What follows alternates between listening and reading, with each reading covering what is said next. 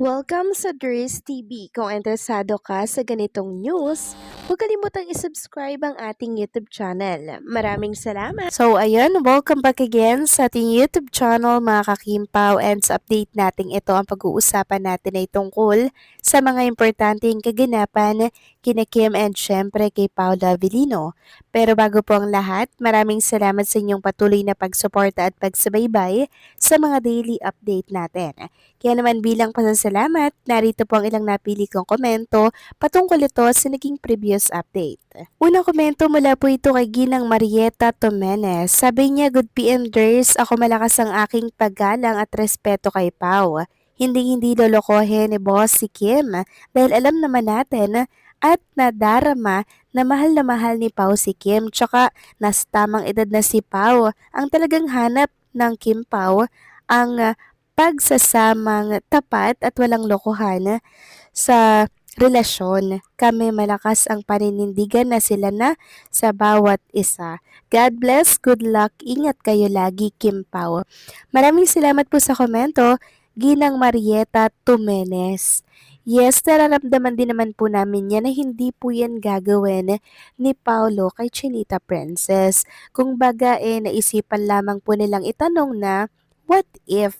'Di ba? What if hindi naman pwede naman 'yun mga kakimpaw, no, na magkaroon ng what if mga kakimpaw, kasi dito sa mundong ibabaw ang dami po talagang mga possibility, 'di ba?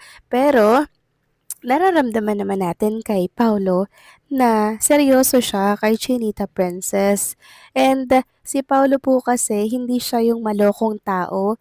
Never pa po akong naka-encounter ng ah, red flag kay Paulo sa mga nakarelasyon niya pong babae, mga kakimpaw, na parang magkarelasyon pa, parang merong nilalanding iba. Hindi po ganun si Paula Avellino, mga kakimpaw, talagang ano siya, stricto lang, and syempre, seryoso sa buhay. Ganyan po siguro talaga 'pag nagkakaroon na po ng edad, 'di ba? Talagang nagma-matured ang ating isipan, and I'm sure si Paula Avellino naman po, matured, 'di ba, mga kakimpaw? Alam naman natin 'yun dahil sila parehas, nagkakasundo. Ibig sabihin matured sila parehas at alam na po nila ang gagawin nila para solusyonan yung mga problema, 'di ba? And syempre, kung paano po nila i-handle yung kanilang relationship.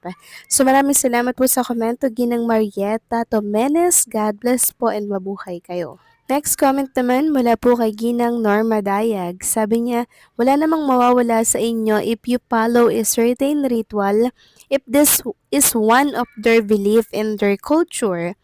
Example, Kimi is Catholic Chinese, but in their culture as Chinese, if they follow it strictly, then must go with it.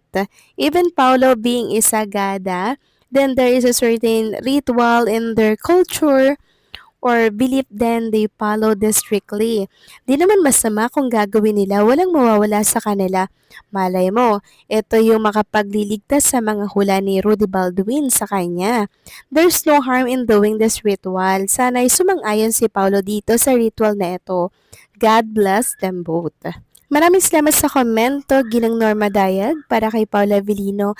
Wala naman yan, mga kakimpaw, no? Ginang Norma Dayag. Wala ito kay Paulo.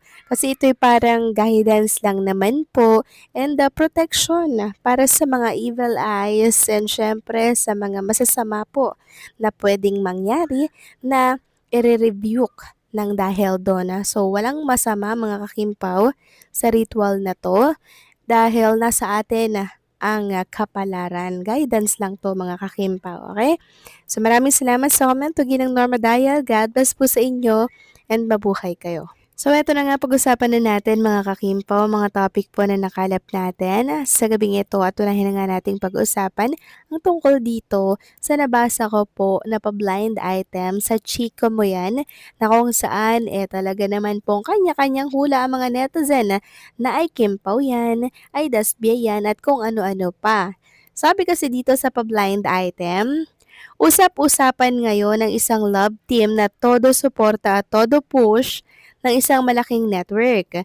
Ayon sa mga bulong-bulungan, hindi raw ito simpleng pagpapakilala lang kundi isang planadong hakbang upang punan ang puwang na iniwan ng isang dating napakasikat na love team na tuluyan ng naghiwalay at wala na umanong tsansang magbalik. Layunin umano ng management na buhayin muli ang interes ng publiko sa rom-com films at primetime projects. Kaya sunod-sunod ang exposure, mga proyekto at kilig moments ng nasabing tambalan. Ito po mga kakimpaw yung mga komento nila Kimpaw na, Kimpaw pick nila yan eh. Kaya pala parang pamilyar mga kakimpaw, yung nasa pa-blind item po na picture, parang pamilyar na hindi ko ma-identify kung kay Kim and Paula Avellino ba to na picture. So, ang ikinasaya ko dito sa pa-blind item na to, yung tungkol sa rom-com films at primetime projects. Tapos sunod-sunod ang exposure, mga proyekto at kilip moments ng nasabing tambalan. Actually, phenomenal love team na po si Kim and syempre si Paula Avellino.